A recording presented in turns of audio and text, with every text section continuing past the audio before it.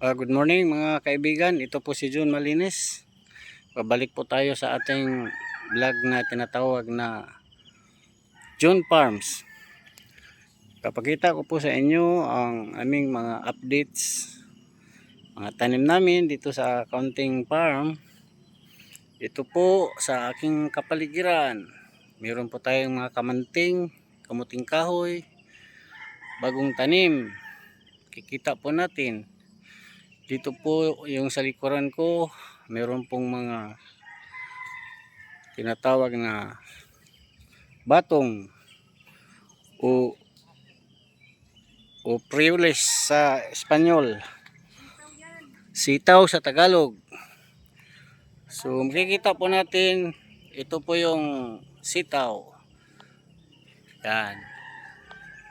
Katapos ito naman yung mga tanim naming okra. No, kumpisa na po silang namumunga.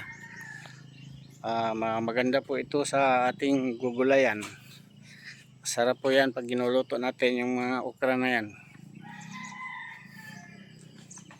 Ito na yung mga nasa likod ko.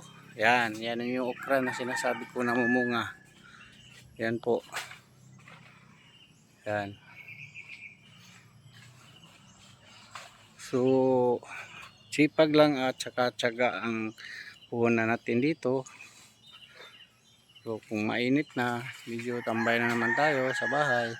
Pero kung wala na masyadong init, pwede tayong magtanim-tanim dito sa ating bakuran garden.